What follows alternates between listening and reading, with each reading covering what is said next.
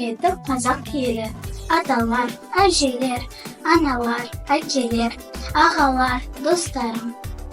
Наурыз мерекесі құтты болсын.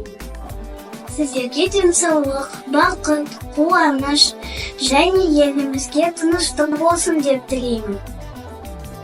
Сіздерді Наурыз мерекесімен құттықтаймын.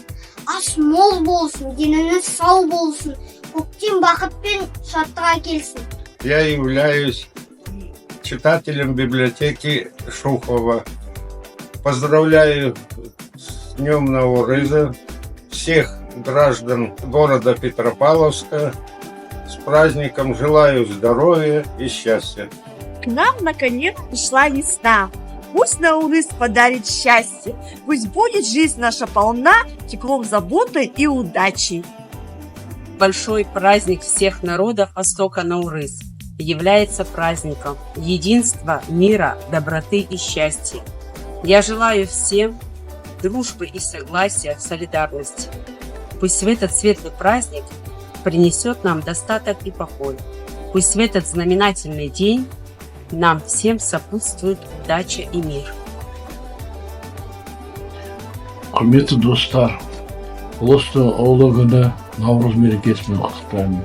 Дендеріңіз сау болсын, табыстарыңыз жақсы болып, үй ораларыңыз аман сау болып, ел болып, аман сау жүріңдер.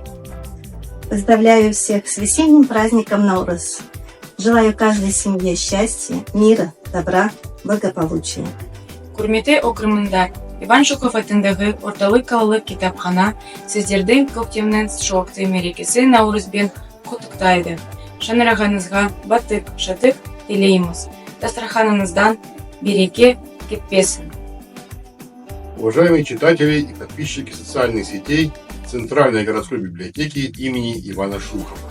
В этот день весеннего Нового года Наурыза хочу поздравить вас и пожелать всего самого доброго и светлого. Пусть Наурыз принесет новые достижения и увлечения, а любые перемены будут только позитивными.